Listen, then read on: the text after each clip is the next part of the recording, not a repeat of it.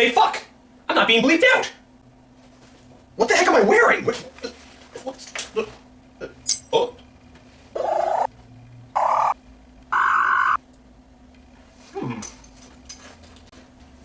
What's this?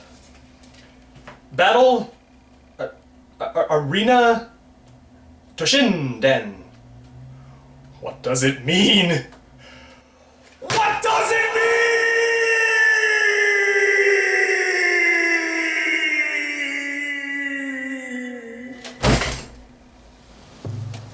Wait a minute.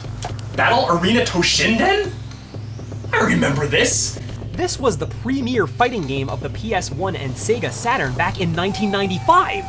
Yeah, this game was pretty much forgotten in the annals of time, but I recall this was a pretty big deal back then. With competent arcade-quality games making their way to home consoles such as the SNES and Sega Genesis, the only reason to still go to the video arcade was to play polygonal fighting games.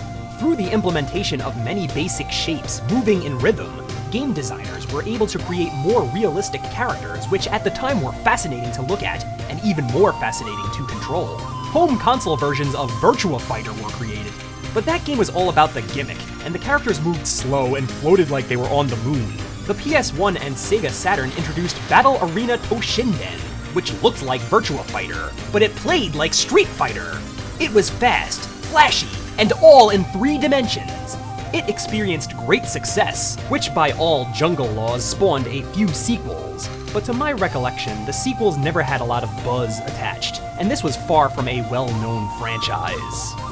You know, it's all coming back to me. I've seen this. Yeah. Remember not liking it?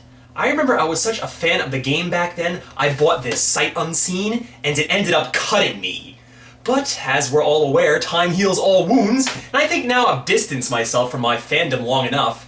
Maybe it deserves a second chance. Will my scars be reopened? Let's see.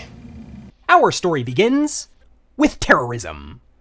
Well, that's not at all what I would have expected. Isn't this story about a fighting tournament?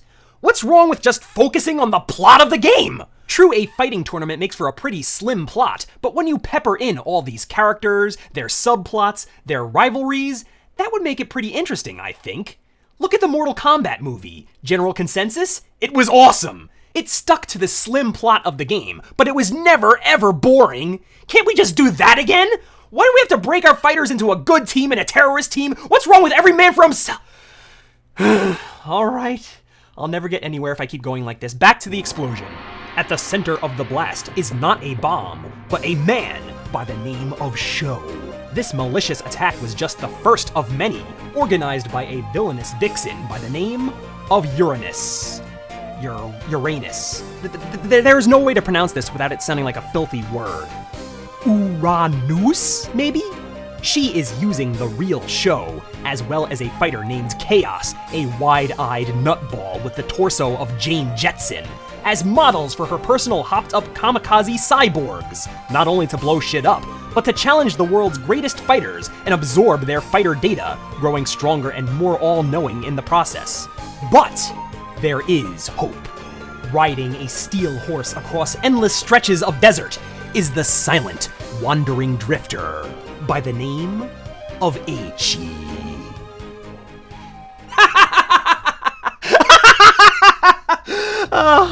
Don't worry, you get used to it after a while.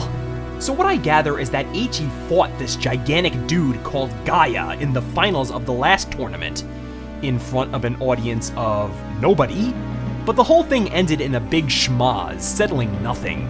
With all the world's most powerful fighters being rubbed out one by one, he is on the run to warn the others, including rival friends Kain and slinky dominatrix Sophia, and mobilize a fighting army to thwart this menace.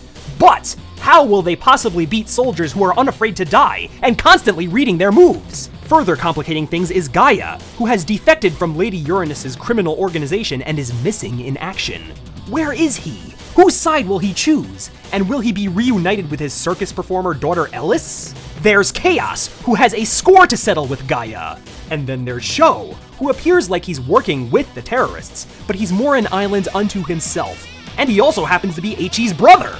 who will survive this life or death battle and be worthy of entering the next hallowed tournament? Oh, what a tangled web we weave in the world of Battle Arena Toshinden! Alright, let's dissect this sucker! But first, let me get this out.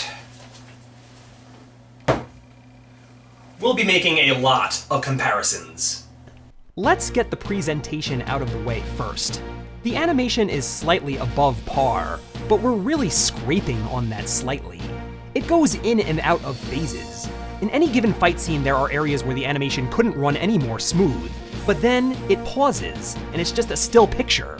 They keep moving and pausing, moving and pausing. It makes the fights look real jankety. Also, whenever a punch or kick is thrown, the characters almost always do that slight pause before administering the blow. A strange decision.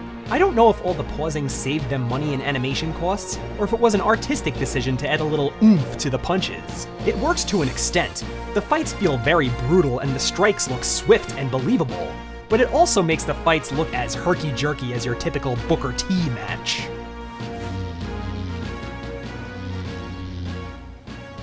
Did you just see that fly? Where did it go? Oh, it's over there! Oh wait, no! It's over there! The characters all resemble their video game counterparts, for the most part. I think some creative liberties were taken here and there, but nothing overly offensive. I could still tell who was who. I don't like the look of the uglier characters like Chaos and Master Foe. There is a way to make ugly pretty. Just look at Blanca and Dalsum from the Street Fighter movie. These OAVs choose otherwise. There's something very serpentine about these characters. Yes, sir. Here you go, children. Enjoy this Put a little little in your present. tea and you'll kick Thanks a lot, everybody's Mr. butt. Foe. Yeah, thanks. I wonder what's going to appear next. I, for one, would not let my kids anywhere near this creepy old man. The soundtrack is pretty standard fare. There was this one track that kind of bothered me. This one right here.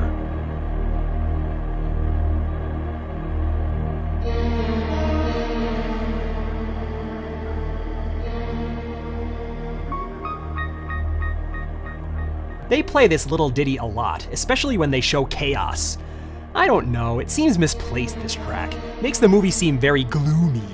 This musical track would fit well in something like Mermaid's Forest, The Dark Myth, A Doomed Megalopolis maybe? But not here. May seem like a minor gripe, but until you see this thing, you just don't know how overused that track is. And then, on the total opposite side of the fence, you get this musical track! Damn, that sounds like some Sailor Moon BS! What is that doing here? I guess I really shouldn't complain. It could be much worse. Please don't do it. You've already won. I told you before. I'll kill you if you get in my way. As for the voiceover talent, and I'm talking the US dub, they did an okay job. Few of the actors really brought any gravitas to their roles, but I don't blame them. It's the material. Your primitive program. It's no match for my cyber brain. It's no match for my cyber brain. Seriously, I applaud him for getting through that. The one thing I'll give them is that they work in a lot of references to the game. The whole time they are shouting out their trademark battle cries and signature moves. Admittedly, I cracked a smile when Sophia shouted, "Aurora Revolution!" The voice of Chaos deserves some kudos as he does bring a chaotic energy to his role. There's even one point where he has to laugh evilly for like a minute straight, and he makes it believable. And then there's the voice of Ellis, who... Oh well, but I'll never give up. Wait a minute! I know that voice! That's Lisa Ortiz! My love! And it feels so good. There are few voice actors in this world who I actually know by name. Let's see, there's Lorenzo Music, there's Jim Cummings, Frank Welker, Mel Blanc, obviously. For some strange reason, the whole cast of Ranma 1/2, and then there's Lisa Ortiz.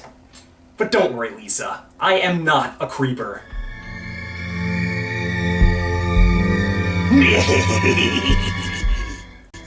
Segueing over to the plot. This story is typical of the fighting game turned anime. The tournament aspects of the game are gone, and there are brief mentions of the tournament, but we're not doing that this time. This is a story of good versus evil with the entire world at stake. I would have preferred a story about the tournament, but beggars can't be choosers, I guess. To its credit, these OAVs take the narrative of Battle Arena Toshinden too, and pretty faithfully at that. But to me, the most important part of a tournament fighting game is the tournament itself. You gotta work it in somehow. While we're talking about the game, there are a lot of characters in this game, and you wouldn't want to dare upset the fanboys and leave any of them out. How well did this movie do in cramming them all in? Given the way this plot runs,